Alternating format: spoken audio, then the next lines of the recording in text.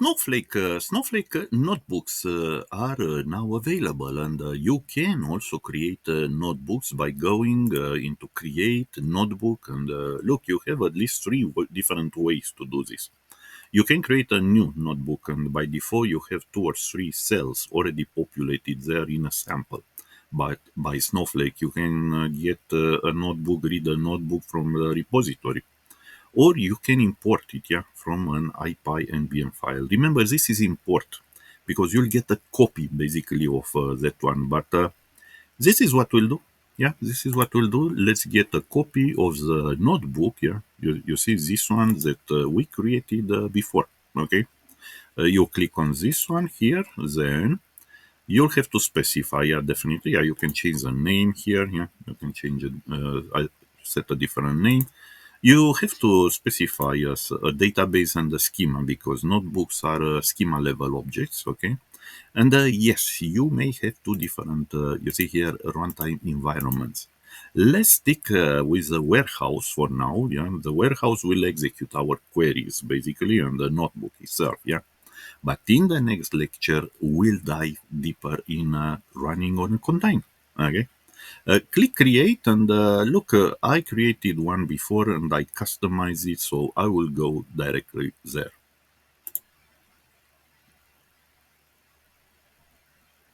Okay, so this is basically the one that I imported before, but I also made some changes. And to save time, yes, we'll look together at these changes. So first of all, you see by default automatically an environment YAML file with the dependencies may be created. Your code that you have here is created into a IPyNB file that you may find here on the left sidebar. But if you have external dependencies, and we have Faker, okay, we have Faker, you'll have to go to packages and type Faker and click on it. Yeah, I have Faker, and you see here.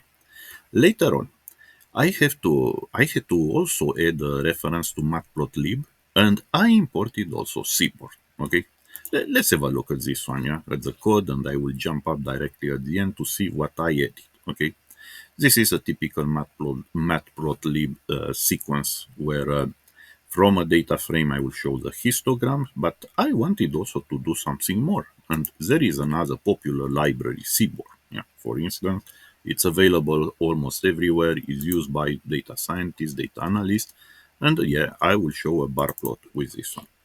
And look, once you add everything to the packages, you can say, okay, run all, or you can run one by one. You know what? Let's run it actually one by one. It doesn't matter. Yeah, it's not worth it to click on the markdown cells. Yeah, well, you'll click only on the Python cells, and you see what's interesting here is they provided also support for SQL cells. Yeah, so in this case, yeah, let's run this one. Let's start with this one.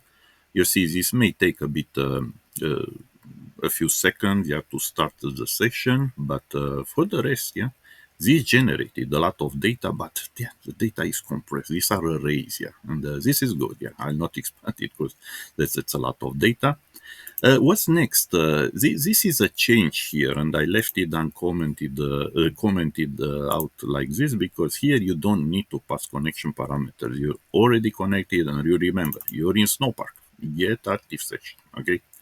Get active session, and yes, I'll display here the current warehouse, the current role, just to check that I am properly connected. That's good. Then I will create, you see, the typical Snowpark data frame with the data that I generated before. And look, guys, yeah, here you don't need to pass df show.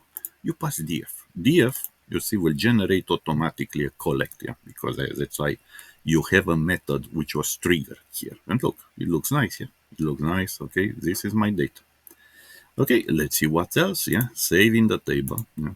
Override the table, basically. Customers fake. Okay, I still have this transform data. Yeah, don't care about this one. But let's see. Yeah, I do this update transformation. And you know what's generated behind? It's an update query, which, look, I can run separately also. This is an SQL cell. I just added this one. Yeah, you see, you click on plus SQL, and yes, you can run it. I can run it, and you see that actually, yeah, if I did this before, number of rows updated zero because yeah, you no longer have rows with age below 20. Okay, let's check back data. Yeah? Let's check back data here, and okay, this is data that we collected directly from the database. Yeah, but this is data basically returned with an SQL query. Yeah, something very similar is here. Yeah, something very similar is here, but through Python. Actually, it's through Snowpark. Okay. And yeah, let's show a histogram, the typical way. That's why I wanted to keep it simple because you already know what's about, already embedded here. Yeah, don't need to specify any directive. And as I said before, yeah, look, I will look here the age. Yeah, I will count the number of occurrences for each individual age value. Yeah, in the customer's fake,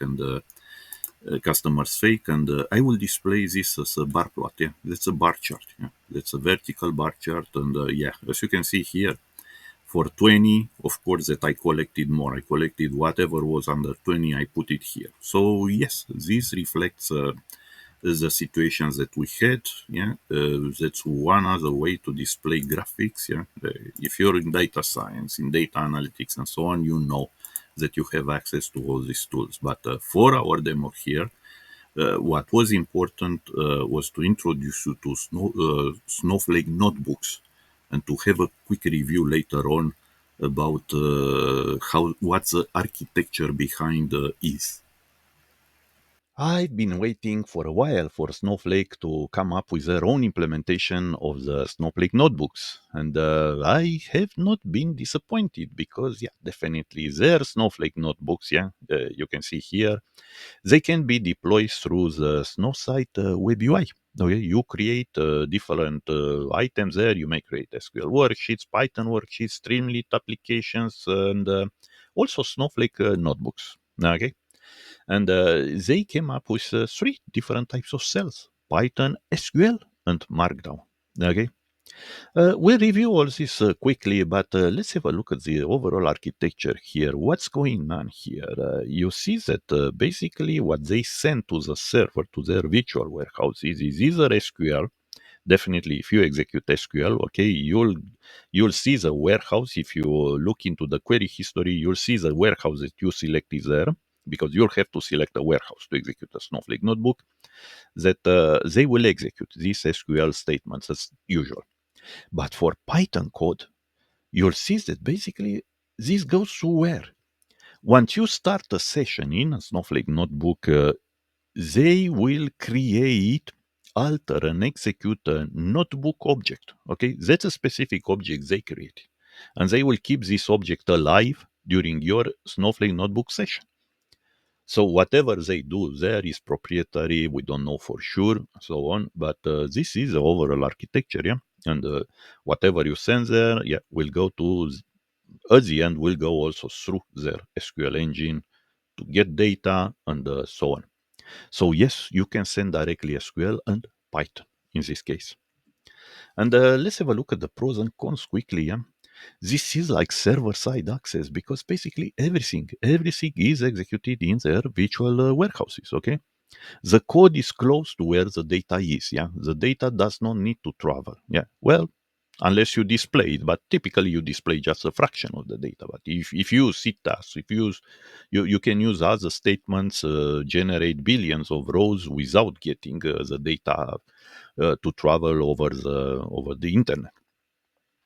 So this could be definitely this implementation could be faster because of this reason for large data sets. You can use directly Streamlit, Snowpark, and other libraries, yeah, from Anaconda packages. You can use warehouses, yeah. So far, we addressed only to warehouses and CP runtimes, compute pools runtimes. Yeah, we'll see next. We'll have a look next at container services. SQL queries, yeah, are executed, as I said, by one virtual warehouse that you select there. Okay, some cons, yeah, definitely this will consume compute credits. The notebook objects they create could be up for a long time. Because yeah, definitely this is a session. While you are there, while you start executing query, while you keep this on the screen without doing anything, okay, you'll get a session that by default today it expires after 15 minutes or something. So yeah, it may take a while. You see what I mean? So it will be up to you sometimes just to quit the session or to end the session. Yeah, you can stop the session. Or yeah, you may use, as I did here, a free Snowflake trial account.